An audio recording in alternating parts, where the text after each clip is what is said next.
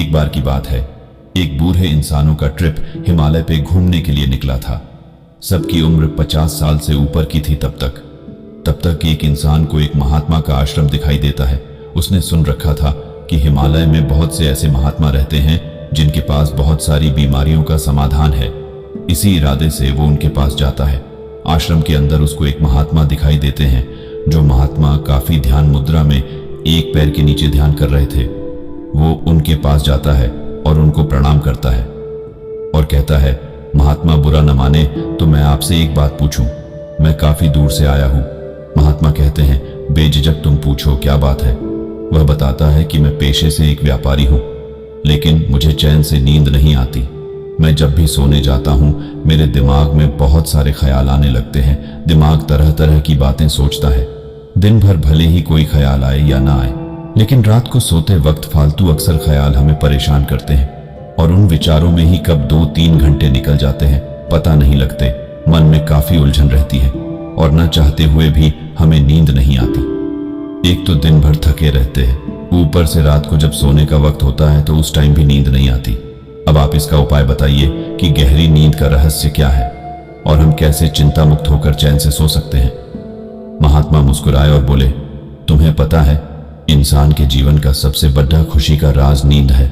महात्मा ने कहा, तुम कामयाब हो या ना हो, लेकिन अगर तुम चैन की नींद ले रहे हो तो तुम जीवन में स्वस्थ हो सकते हो। इसलिए स्वस्थ रहने के लिए एक अच्छी नींद जरूरी है।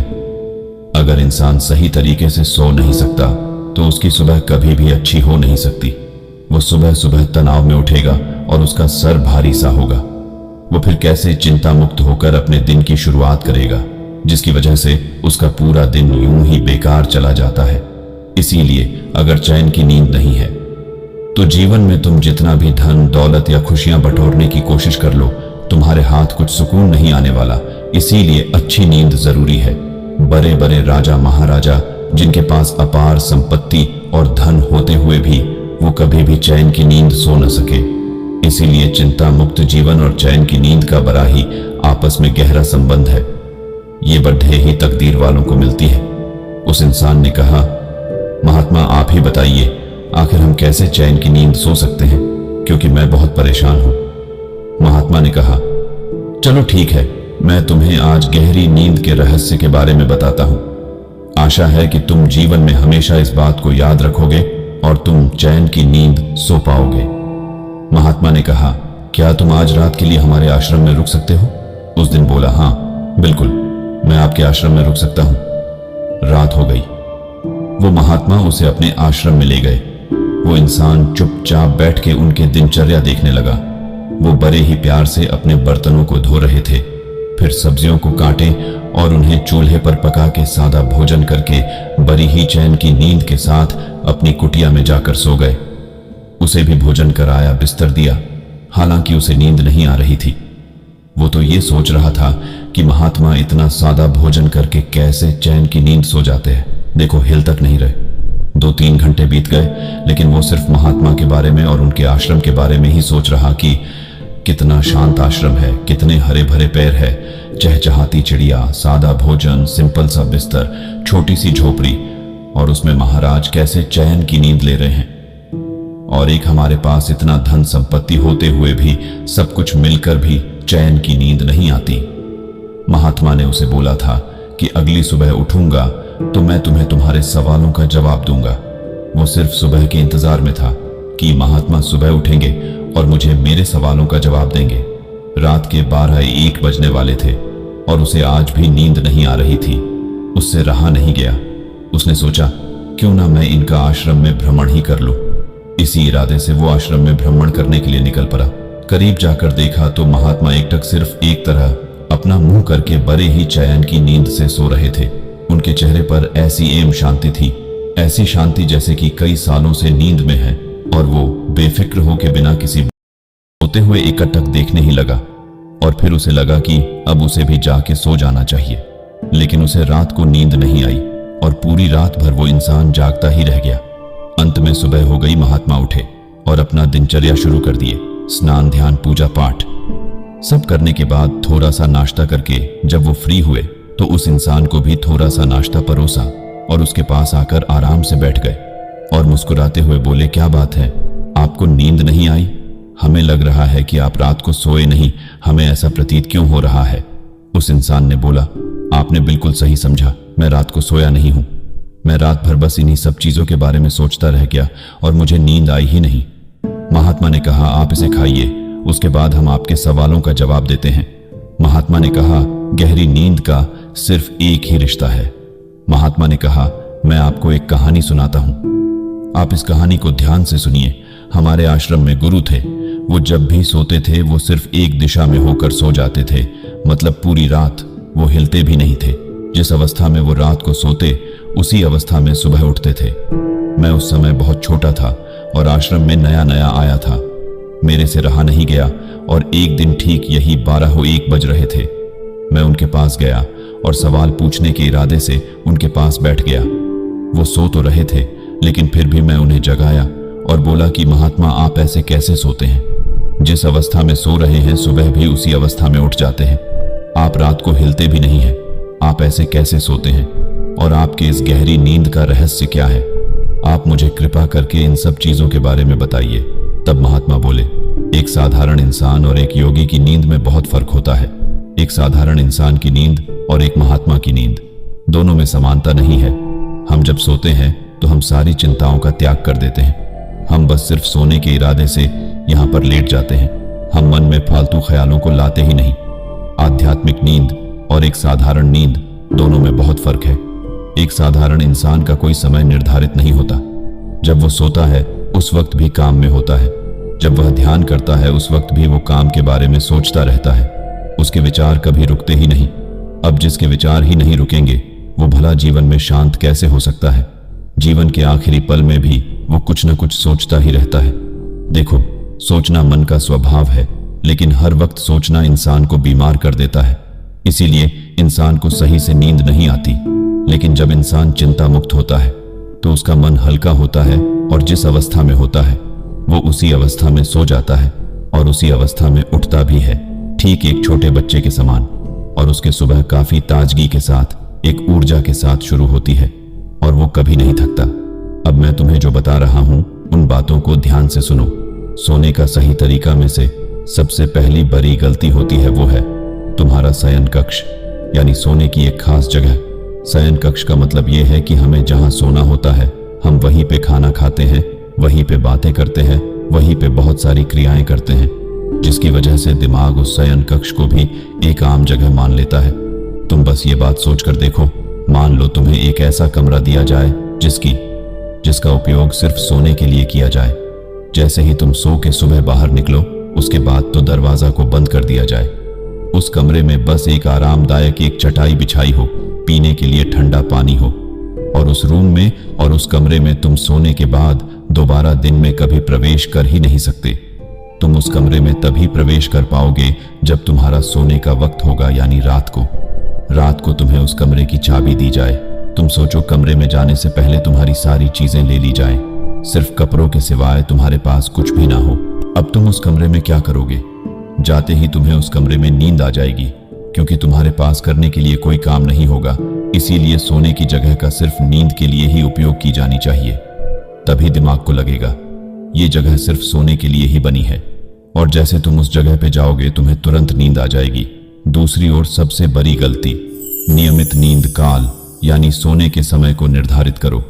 मुझे पता है कि आजकल की भागदौड़ भरी जिंदगी में टाइम से सोना कितना मुश्किल है, लेकिन फिर भी हमें कोशिश करनी चाहिए कि हम समय से सोएं। जब समय से सोएंगे नहीं तो समय से हम कैसे उठ पाएंगे?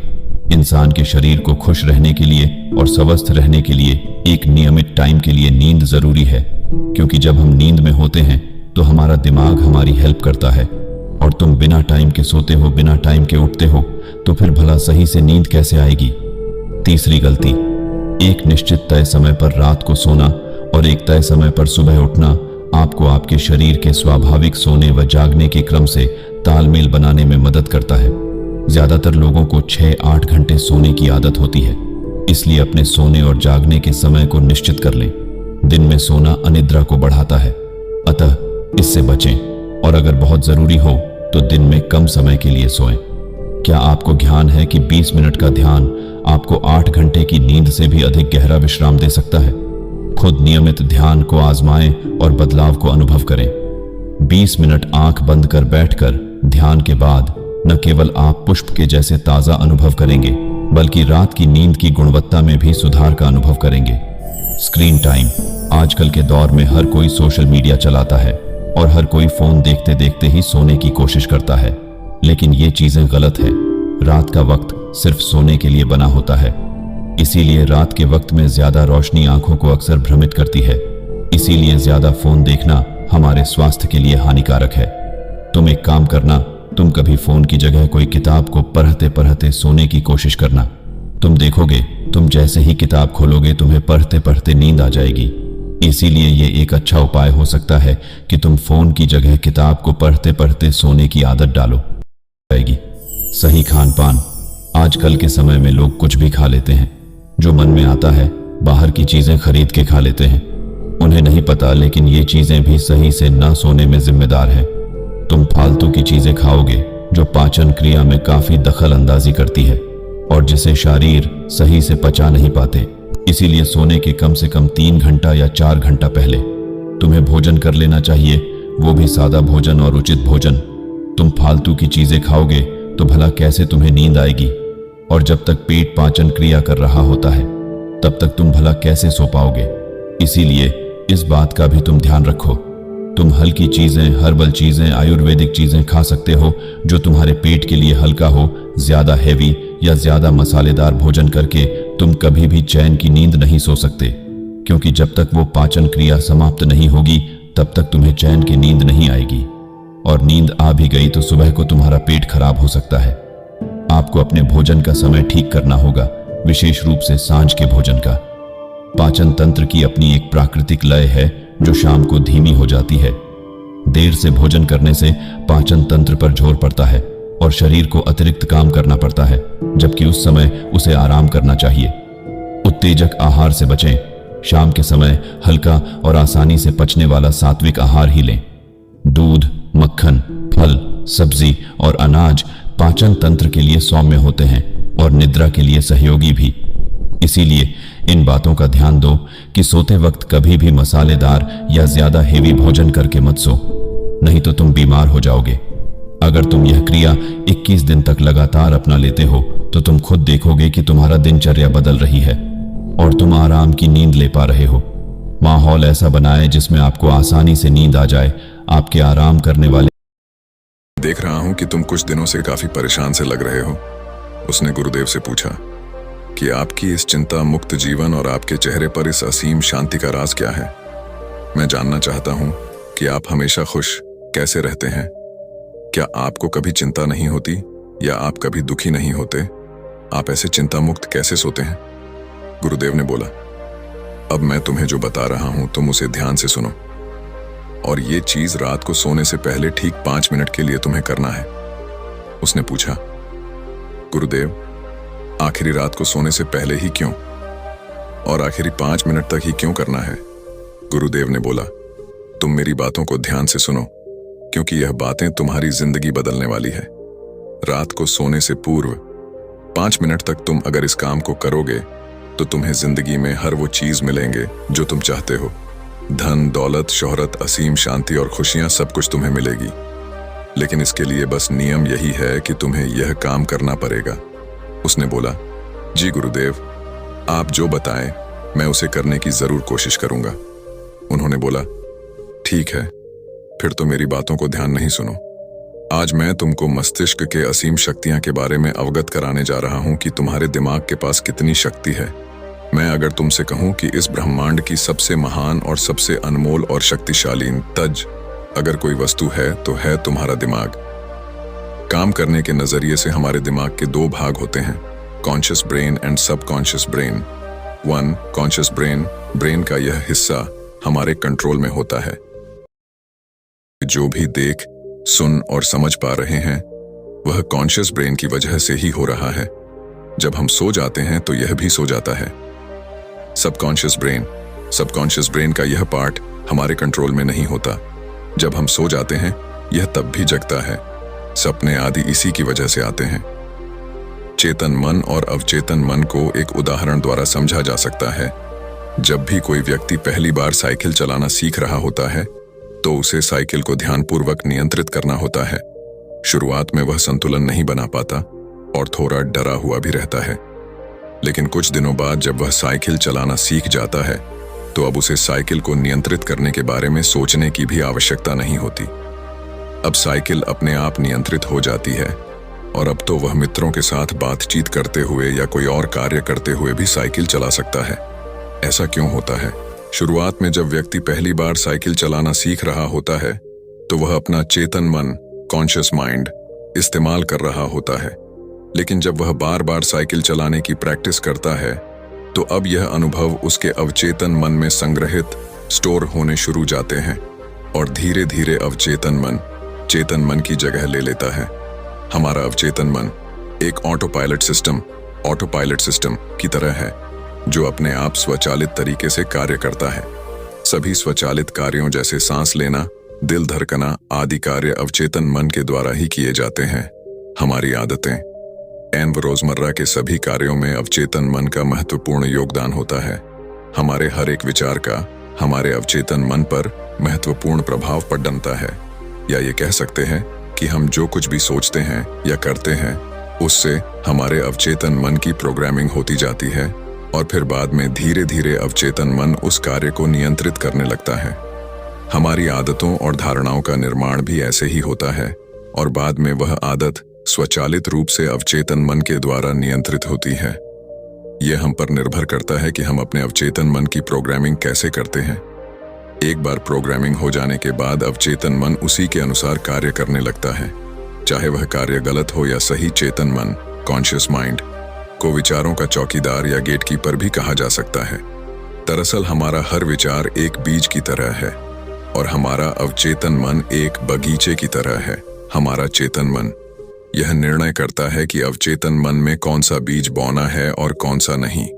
हम कभी कभी अनजाने में अपने अवचेतन मन की गलत प्रोग्रामिंग कर देते हैं। जैसे अगर मैं यह सोचता हूं, आज मैं यह काम कल करूंगा, तो यह छोटा सा विचार धीरे धीरे मेरे कार्य को कल पर टालने की आदत बन सकता है। इतना सब सुनकर उसने गुरुजी से पूछा, लेकिन इसका नींद सी से क्या तात्पर्य है और सोने से पहले 5 मिनट तक हमें क्या करना है और चिंता मुक्त जीवन का रहस्य क्या है, आप वो हमें बताइए। गुरुदेव ने बोला, हर चीज को सीखने की जल्दी अक्सर इंसान को गलत जानकारी देती है। वो गलत जानकारी किसी काम के नहीं होती, इसीलिए सब्र और धैर्य के साथ बातों को सुनने की आदत डालो। गुरुदेव ने बोला, क्या तुमको पता है कि चेतन मस्तिष्क हमारे ब्रेन पावर का सिर्फ 5% इस्तेमाल करता है। यही दूसरी तरफ आपकी फीलिंग, हैप्पी, बिलीव, सिस्टम, यादें, अनुभव और भी बहुत सारी चीज जो स्वतः चलती है, जैसे सांस लेना, देखना, पल के झुकना, हृदय की धड़कन महसूस करना, ये सभी चीज आपका सबकॉन्शियस मन कंट्रोल करता है। ये आपकी ब्रेन पावर का 95% इस्तेमाल करता है। आपके अवचेतन मस्तिष्क की प्रोसेसिंग पावर लगभग 40 मिलियन बिट्स पर सेकंड होता है, यानी कि सबकॉन्शियस मन से लाखों गुना ज्यादा है। सबकॉन्शियस मन के पास इतनी क्षमता है कि ब्रह्मांड की अनंत संभावनाओं को बड़ी आसानी से सच कर सकता है। जिंदगी में एक बात हमेशा याद रखो, तुम जो भी हो, जैसे भी हो, तो अपनी सोच की वजह से हो। तुम अपने दिमाग को जैसी बातें बताते हो, जैसी चीजें दिखाते हो और जैसी बातें सोचते हो, वैसे तुम बन जाते हो और वैसे ही तुम्हारी जिंदगी होती है। और इन्हीं वजहों से सुख, दुख और तुम्हारे मन का सुकून, शांति सब कुछ मिलता है और सब कुछ खो भी जाता है। इसीलिए खुद को सही दिशा देना जरूरी है। क्या तुमने कभी ऐसा अनुभव किया है कि जब तुम सोते हो, ऐसे घटना के बारे में सपना देखते हो जिससे आप सोने से चंद मिनट पहले सोचा था या बोला, देखा या सुना होगा? अगर आपके साथ ऐसा कुछ अनुभव हुआ है? उसने बोला, हाँ गुरुजी। उन्होंने बोला, सोने से पहले जब हम आधा सोए आधा जागे हुए अवस्था में होते हैं, तब हम तैयार होते हैं अपने सबकॉन्शियस मन में उन विचारों को डालने के लिए जिसे हम अपने जीवन में प्रदर्शित करना चाहते हैं। तब तुम जो भी सोचोगे, जो भी मन में विचार लाओगे और जिन विचारों के साथ तुम रात को सोने की कोशिश करोगे, वो सारी चीजें को तुम्हारा दिमाग, तुम्हारा सपना, तुम्हारा बन साकार करने की कोशिश करेगा। इसीलिए सोने से पहले अच्छी चीजों के बारे में सोचो, अच्छी चीजों के बारे में, जिसके लिए हम सपना देख रहे हैं, जिसे हम पूरा करना चाहते हैं। उससे रिलेटेड पॉजिटिव विचार आप इसी समय में अपने सबकॉन्शियस मन में डायरेक्ट डाल सकते हैं। इसके लिए 2 तरीके हैं। सबसे पहले तरीका है, तुम सोने से पहले सिर्फ इन चीजों के बारे में सोचो जो तुम्हें सुकून दे, जो शांति दे, जिससे तुम्हारा मन हल्का हो। आंख बंद करके तुम ये सोचो, आज का पूरा दिन बिताकर मैं हमेशा की तरह ये आज के आखिरी 10 मिनट खुद को दे रहा हूं। मैं सबसे पहले उनको माफ करता हूं जिन्होंने आज मुझ पर गुस्सा किया। मैं उन सबको माफ करता हूं जो बदल गए। मैं उन सब उम्मीदों को खुद से अलग करता हूं जो किसी और इंसान पर टिकी है। मैं पास्ट की पुरानी सभी बुरी आदतों को छोड़ता हूं। इस दुनिया में हर कोई इंसान ही है और इंसानों से गलतियां हो जाती हैं, इसलिए मुझसे भी गलतियां हो जाती हैं। गलती होना एकदम नेचुरल है। मेरे पास आज जो कुछ भी है वह काफी है। मैं हर दिन खुद के और करीब आता जा रहा। जंगल में एक नवयुवक महात्मा से मिलने आया। वो काफी दुखी था और रो रहा था। महात्मा उस नवयुवक को समझाते हैं कि तुम जीवन में चिंता ना लो, जो कुछ भी हुआ सब अच्छे के लिए हुआ। नवयुवक गुस्से में कहता है, आप कैसी बातें कर रहे हैं? मेरा सब कुछ लूट गया। लुटेरों ने मेरी हर एक चीज लूट ली और अब मेरे पास घर जाने के लिए कुछ भी नहीं बचा। ये मेरे साथ अच्छा कैसे हुआ? ये मेरे साथ बहुत बुरा हुआ है और यह बुरा ही है। आप इसे भला कैसे कह सकते हैं कि मेरे साथ अच्छा हुआ है? दरअसल वो युवक जंगल में भ्रमण के लिए निकला था। जंगल में घूम रहा था, लेकिन लुटेरों ने उसका सामान छीन लिया और उसे निहत्था छोड़ दिया। महात्मा कहते हैं, मैं तुम्हें इस बात की कहानी की मदद से समझता हूं। आओ, इस कहानी को तुम ध्यान से सुनो, क्योंकि ये कहानी आपकी जिंदगी बदलने वाली है। नमस्कार दोस्तों, डे इंस्पायर्ड यूट्यूब चैनल में आपका दिल से स्वागत है। महात्मा ने उस नौजवान से कहा, एक समय की बात है, एक बार एक गांव में भयंकर बाढ़ आई। इतनी तेज बाढ़ कि सब कुछ बह गया। उसी गांव में एक किसान का बहुत गरीब परिवार रहता था, जिनके पास खाने को कुछ न था। उसके पास थोड़े बहुत अनाज की वस्तुएं थीं, लेकिन बाढ़ में उस सब बर्बाद हो गई और जो कुछ बचा था सब नष्ट हो गया। उस किसान का एक लड़का था। लड़के ने कहा, कोई बात नहीं है, पिताजी बह गया तो बह जाने दो, जो हुआ अच्छा हुआ। किसान को बहुत गुस्सा आया। कहा, तू कैसी पागलों जैसी बातें कर रहा है? मेरा सब कुछ छिन गया। यहाँ पे खाने को मेरे पास अनाज नहीं है और रहने को जो भी हमारे घर था वो बाढ़ में बह गया। इसमें अच्छा क्या है? ये सब कुछ बहुत बुरा हुआ है। किसान को बहुत गुस्सा आया और उसने लड़के को घर से भगा दिया और बोला, तू यहां से चला जा, तू यहां रहने लायक नहीं है। लड़का रोते हुए वहां से चला गया, लेकिन शाम हो गई और लड़का अभी तक घर नहीं आया। किसान को यह बात समझ में आई कि उसने गलत कह दिया, लेकिन वो कर भी क्या सकता था। अचानक से एक नौका आई और उसमें से लोग उसमें से उतरे। लोग उस गांव के लोगों को बचाने लगे। किसान की पत्नी कहती है, आपने यूं ही उसी को डांट दिया। सही तो कह रहा था। देखिए, अच्छा ही हुआ, लोगों ने हमें बचा लिया। उसने कहा, तुम बेवकूफ हो, तुम्हें समझ में नहीं आ रहा है कि इसमें अच्छा कुछ भी नहीं हो। इनका बचान ही काम है, सिर्फ बचने से ताया होता है।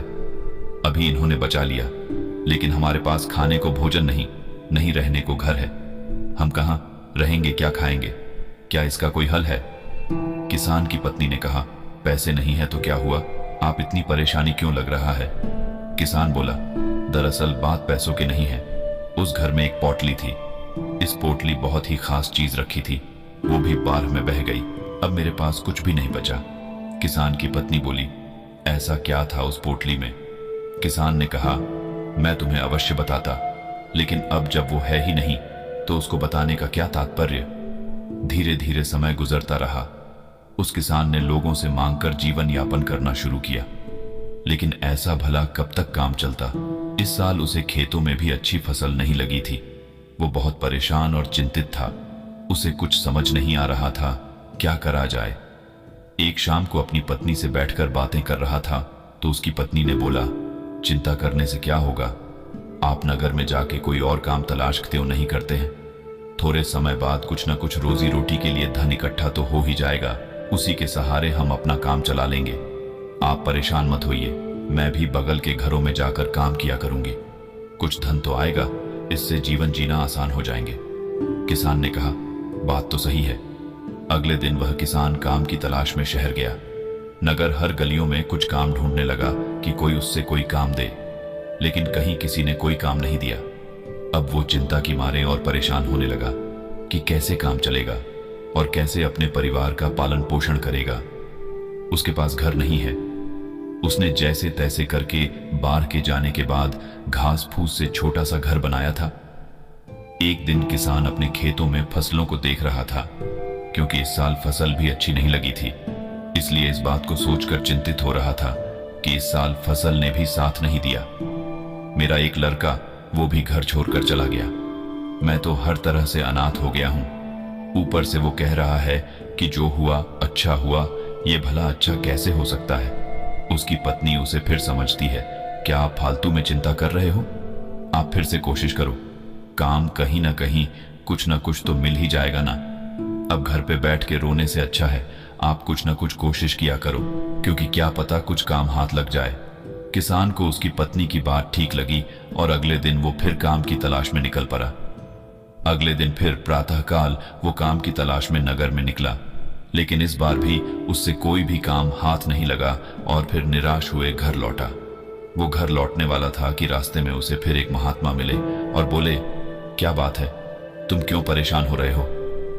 किसान ने उनको सारी बात बताई।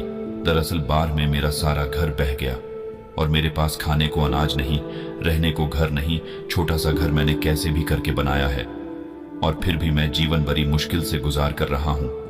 उस महात्मा ने कहा कि इसमें परेशान होने वाली क्या बात है? महात्मा से उस किसान ने कहा, परेशान वाली बात नहीं है कि मैंने गुस्से में अपने लड़के को सुना दिया था और वो उस दिन से घर छोड़कर चला गया। महात्मा ने कहा, तभी तो मैं कह रहा हूं जो हुआ अच्छा हुआ। किसान को फिर गुस्सा आया, बोला, आप ऐसी बातें कैसे कर सकते हैं? मैं इतना परेशान हूं, मेरा सब कुछ छीना हुआ है, मेरे पास खाने में कुछ भी नहीं, मेरा लड़का भी मेरा साथ नहीं दिया और वो भी घर छोड़कर चला गया। इसमें क्या अच्छा है और क्या अच्छा हो सकता है? ये तो हर तरह से बुरा है। महात्मा ने कहा, सब्र रखो, हर सवाल का जवाब तुम्हारे समय आने पे मिल जाएगा, तुम परेशान ना हो। वो महात्मा वहां से चले गए।